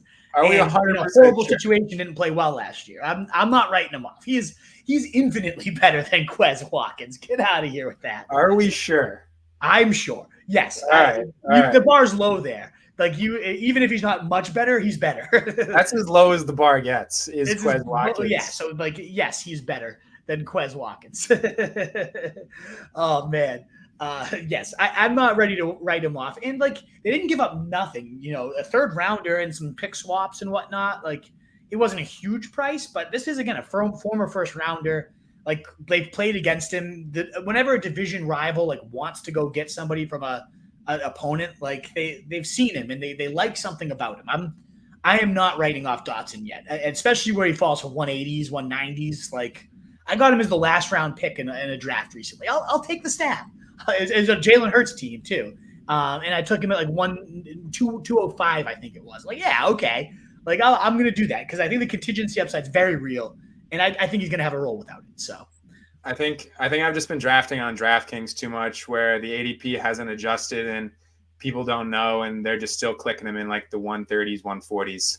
Yeah, and I'm just not willing to do that to myself. No, that's horrible. Yeah, just criminal stuff over there on DraftKings. But any other thoughts before we get into this team review? No, I think we're good to go. I mean, guys, this is we're going to review our team, but if you have any last questions, go for it. We're definitely me and Mo will be back as well on Wednesday with the truth. We're going to go through our top sleepers. One of our biggest shows last year, we crushed it. We had Tank Dell, we had Kyron, we had so many good hits on our sleeper show last year. So Wednesday, 7 p.m., definitely pencil that one in. The only reason we're not 7 p.m. tonight is I have 2 drafts coming up in 30 minutes. Cannot wait to hammer those. But yeah, no, I think that's about it. We'll do our last other pumping at the end of this. Let's review our team. But any questions you guys have, this is the time to get them on in. And last call for any thumbs up, YouTube, Facebook, on Twitter. If you want to hit that like, the shares, the retweets. If you're on Twitter and want to pop over to YouTube and sub, we'd love to get to 4K. We're approaching it as the season gets closer and closer. We're only about 100 or so away in subs. We'd love to push over this year. It'd be a huge help if you guys would willing to hit that thumbs up and keep getting us out to more people. Thank you again so much. But let's go through this team. It was one of the only times we've been at the top of the draft, and I don't think we butchered it. I like this team, but certainly the Kirk Cousins situation. Someone butchered it. We'll get butchered it. It's not butchered. If Cousins was completely unrelated to anything on the roster, okay, yeah, but it does match up with our Week 14. Like, there's a world where McLaurin goes nuts, and that obviously would help Daniels, and you'd think he'd be in your lineup. But what if that's because Ray McLeod has? I can't even say it with a straight freaking face. We'll get to it. We'll get there. Well, we were saying with a straight face that Khalif Raymond was going to be the guy you need. You can make the argument on your 49ers builds, your Goff builds. I still love Khalif Raymond in the last round. Who's taking snaps from Ray McLeod? Casey Washington? I'll tell you this. Well, I actually do like McLeod. Like I think McLeod's like a sneaky. I mean, he's done nothing, but he's. I was going to say anyone can take snaps from Ray McLeod. Yeah. He muffed the punt in the Super Bowl, right? That was him, right? Might have been. I don't know. Yeah. Ugh. Did he? It is what it is. I don't think he was going to be out there for 90% of snaps. Yeah. 3 wide receiver sets, slot receiver on lock. Don't rule it out. Don't rule out a decent year from Ray McLeod here. Yeah, he did muff a punt in the Super Bowl. Was he on the Steelers or what team was he on? No, the Niners last year against the Chiefs. Oh, that was him, huh? Oh, yeah. It was like the play that like flipped the script of the game. Yeah. He's he's the player that flips the script for us and wins $1 million. He'll redeem himself. I'll buy an authentic Ray McLeod jersey if he helps us win $1 million. Only DHgate. I won't buy an authentic one for Ray. Yeah. That's not worth the investment. I'll see if he'll sign it if he wins us $1.5 million. Hell yeah. I love it. Let's review it. We start with Lamb, fresh off the contract. A lot of smart people arguing he should be the first in this wide receiver heavy format. Could be. We go Mike Evans, week 16 correlation, a guy that you need a little more exposure to, even though you don't love him. It's so tricky to pick for the receivers there. A common start is Lamb, Evans, and then Devonta Smith, and you get like your 16, your 17 correlation. I think there's going to be a lot of teams that go in with that, though. So, you're not overly differentiated if you do that. So I don't mind taking the pivot here to Kyron Williams, a guy that should be going mid-second and continues to fall to round 3. Anytime he's there in round 3, I'm taking him. I'm not asking questions. I think the first 3 is a great start. I know you don't love Evans, but you cool with it? Yeah, it's not like it's not the fact that I'm like I don't like Evans. It's the fact that I like everyone else. Like it's a just Yeah. prefer all the other names as opposed to disliking this one. He's not a guy you want to have as like you said you don't really have any exposure, right? Like I'm at 3%. yeah, you want a little bit more. That's not even like a safety sheet there. You need a little more of a blind like because he is a guy that can go for 40 in week 16 and like as is Pickens, as is Amari Cooper who we saw last year.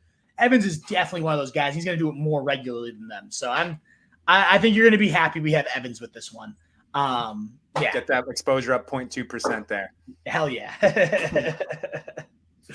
And Kyron round 3, like I know you had Devonta queued up, which was more the structure, but then you look at it like when would we have taken a running back?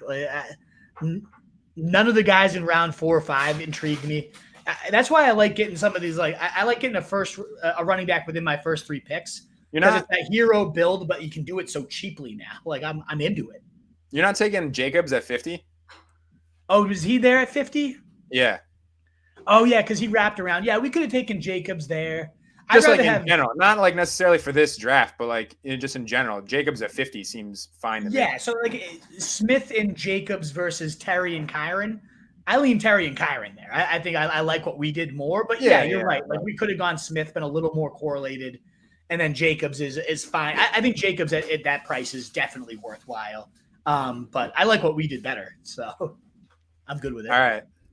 Moving forward, Trey McBride, that was an easy one for us there. Love to get an elite onesie, and it worked out. It paired up with Kyron very well in terms of the correlation, and also just getting McBride past ADP is always a nice feeling. And then Chris Godwin, we were building out a Tampa Bay thing. We ultimately someone takes a naked Baker. It is what it is. I still think Godwin is a very strong wide receiver for just in terms of I think his preseason slot usage, obviously not something that's going to hold, but it was like above 75-80%. So 6 to 7 snaps, yeah, like something like so like a reasonable sample size, not like anything that you can rely on completely, but Cohen's doing exactly what he told us he was going to do, and we know that's where Godwin's bread and butter has been in terms of just getting those easy targets and having a high catch rate and just high catch total. So that's great. We continue with the Cardinals here, and we get James Conner, and we double it up with another veteran running back. I need to get more Raheem Mostert. It's pretty bad where he's going relative to just like, I get it. He's 32 and it's like just such a gross click. But I mean, you look at the names he's sandwiched next to, like Zamir White. Like you're telling me I can have the guy who scored 21 touchdowns last year or Zamir White. Yeah, the Dolphins offense or the Raiders offense. And it's like Zamir White, he's a clear future back, then you got an argument. But he's rotating with Madison on the Raiders and maybe Abdullah and or Labe. I hope it's Labe. It's not looking like Labe anymore, which is not good for me. But no, that's like Connor Mostert, unsexy, yet 12 touchdown upside at minimum for both guys. And it makes it so we could go 2-5-9-2 or whatever if we wanted to add a third quarterback. That opened up the flexibility. When you have a Kyron, a Connor, and a Mostert, like you're not going to need more. You could even go 4 running backs, honestly, when you have those 3. We ended up going 5 because I like the values we got, but it opens up so much flexibility to be able to have that available to you in round 7 and 8 is nonsense. And you mentioned like he's 32, but he has so much less tread on his tires than most 32-year-old backs. And he's fast. Like he looked fine last year. So I think it's great. We did Shaheed and Lockett there. And that's where I want to look and see if there's anything we could have done different than Shaheed and Lockett. Let's go back up to that. We're here. I don't hate it because you love Shaheed, and I do think Lockett's solid there. It does make it so it's like 2-5-9-2. We didn't need to do 9 receivers, but it's like we didn't need 3 quarterbacks. We didn't need 3 tight ends. So maybe that was the right play. I think we're going to get pretty good production out of like our 9 receivers, and the last ones being correlated makes it solid for us too. I don't know. Like this team's growing on me. Like we have the upside handcuff in Algier So, we have our 3 guys we know we can rely on, but then if something happens to Bijan, my goodness, like Algiers, 20-point-a-week guy, like this is According solid. to that beat reporter, he's going to get 14 carries a week. So Yeah, we're good. The 1B. Yeah, we've got an RB2 locked in at pick 143 right here. Yeah, exactly. So, I mean, he's a great pick. I don't know. I don't have a ton of him. I don't certainly buy a thing that beat writer said, but like either way, just on the handcuff value alone, this is a great value on him. And if he does have some, goal line equity or it does get 10 carries a game, that's nuts. So Cousins was the obvious one. We can address that unless you had anything on Shaheed, Lockett, and Algier. The perfectly correlated Cousins to Algier stack. Imagine if week 17 we get an Algier and McLeod like go off for 2 receiving touchdowns. Algier pounds in a third because Bijan's hurt, and it's just like nuts. And McLaurin has to answer back, and that's just the game. And somehow it's not London hits. The best part about best ball is you can tell yourself whatever story you need to make it make sense. And yeah, I mean, that's a pretty clear picture to me. I mean, like 2 touchdowns to Algier, another one to Ray. McLaurin goes for 2.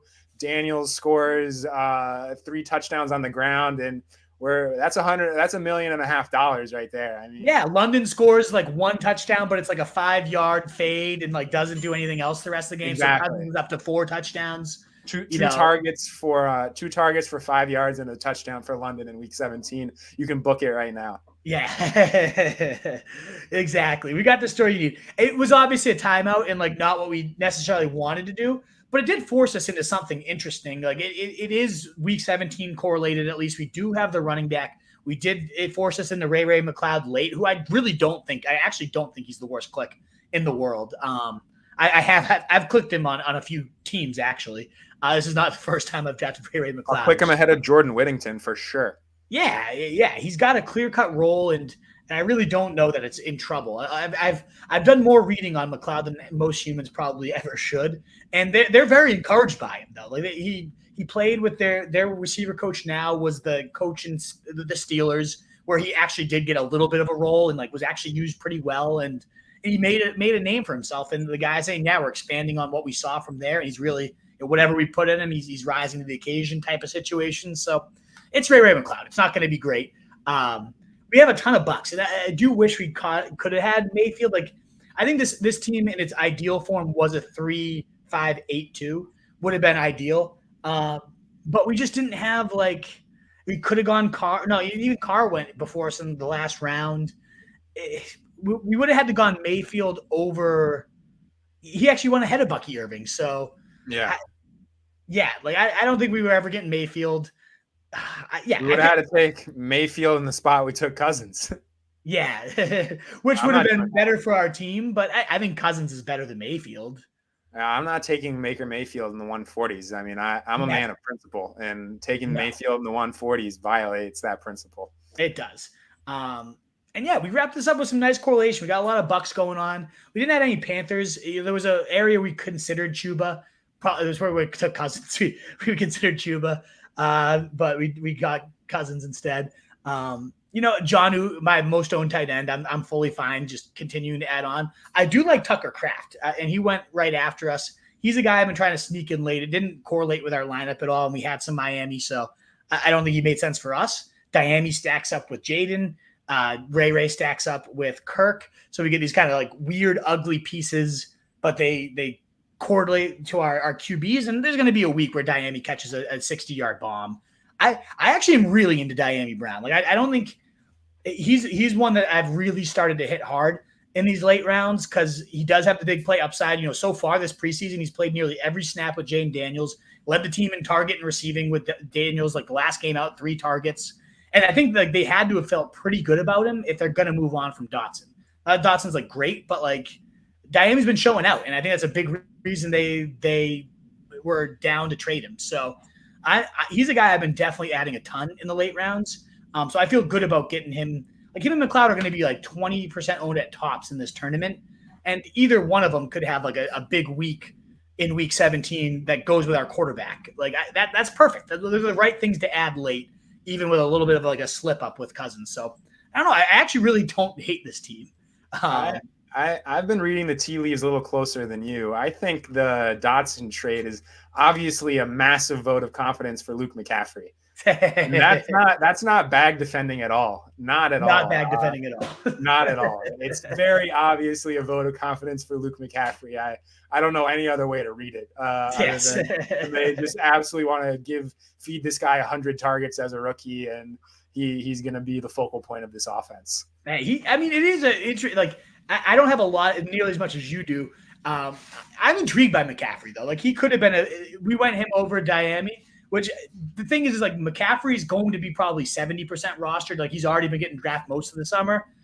Nobody has Brown. Like he at this point, I think it's better to just go for the lesser owned guy when that's probably smarter. And it's out that not as many people are going to have. It's not. I mean, it's Diane Brown again. We're not like it's not real. But I actually liked him as a prospect. Maybe I'm just clinging to like a guy I drafted in Dynasty a lot a few years ago. And I think there's something there though. I really do. It's a weird build, but like, this is the exact, like you hear people say, scroll the F down. Like this is a final 2 rounds of scroll the F down and correlate it with your team and get 2 guys that very few people are going to have that like, there is really it seems like I'm joking, but I think there is really actually solid paths for Brown and McLeod to have a couple decent weeks. And if we get them at the right time in like the playoffs, and that's what pushes us over in a pod, like, man, it could happen for sure. If you could change one thing about this, like assuming that it's not Cousins, like getting auto, I was going to say, no way. Like what would you have done differently? Like what would the ideal build have been before we sign off here? I probably would have gone Kyler. If it was just me drafting, I know I would have gone Kyler over James Conner there. But that's probably it. But I still think, regardless of the Cousins pick, like it would have worked out fine with the Daniels QB1. But if it was just me, I'd probably 9 times out of 10 go Kyler there. Let's look at real quick. If you scroll up, let's look at like, okay, so we go Kyler instead of Conner here. And then we go Mostert. So our running back 2 is Mostert. I would probably still push for Daniels even as a QB2 there. We have Kyler and Daniels. That's like dangerous at QB. Or you tap Warren as the RB3 at 98. I would have forced on Daniels. I wouldn't have let Warren over him. So we assume we have him.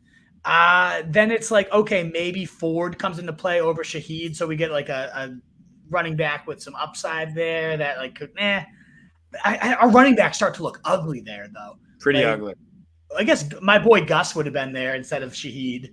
So Gus is our 3, a 15 touchdown score falling into our laps in round 10. I can't believe they're letting him last this long. Yeah, I think that probably would have ended up being the play. Is instead of Shaheed, we would have been more running back thirsty.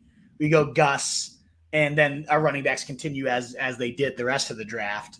And then we have an 8 receiver and probably 6 running back build. That would have been an interesting team. I don't think I have a Murray-Daniels combo yet. I would have been intrigued by that. You should look into buying one of those. Those are fun. Yeah, that would have been a fun one. So I think we kind of leaned into I was the director of this. Like, well, we have Godwin and Evans. We're gonna need to have Baker, and they have the same bye. Like, what are we doing? And that was like a little galaxy braining of like, yeah, I know all the bye weeks.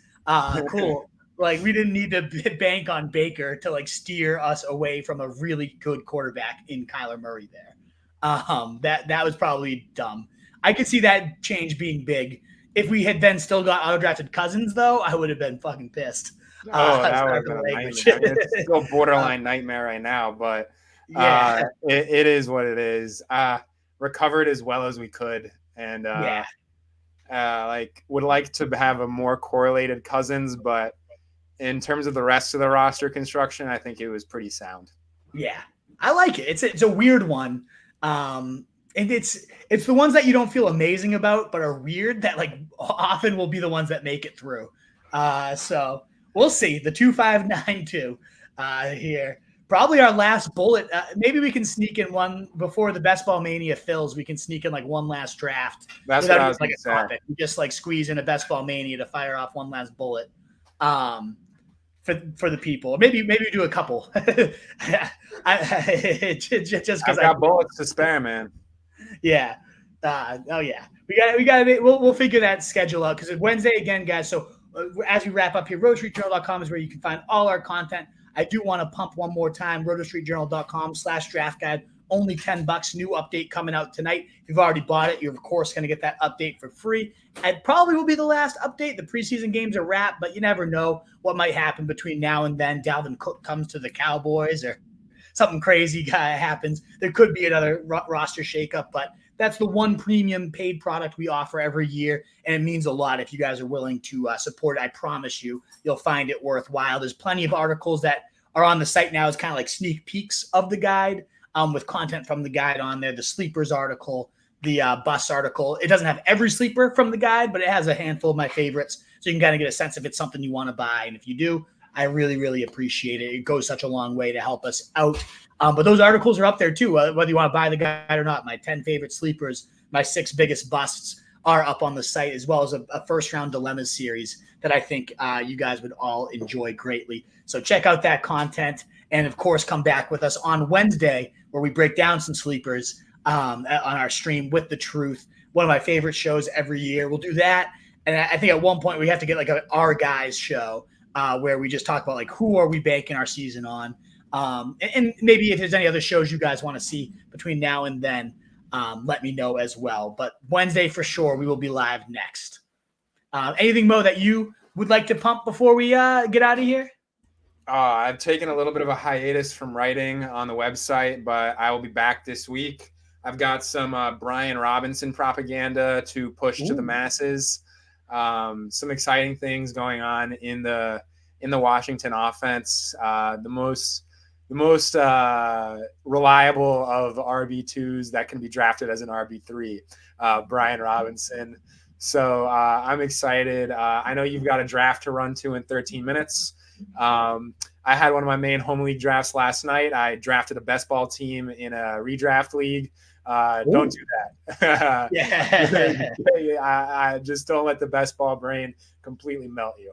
I know, dude. That's why writing the draft guide was so helpful to me too. And that's the last plug I'll make for. I know, guys. I'm not trying to jam it down your throats, but I did write a lot of like what I learned, like going from so many. Me and you did like probably 25 best ball drafts together, and I might have done however many more until I had gotten into the redraft mindset. How different it really is, but that's what I focus on. The guide is mostly redraft focused, but every kind of quote unquote chapter I talk about the best ball differences and takeaways from there. So yeah, that's just one thing to consider as well. Tune's saying the draft guide is worth it.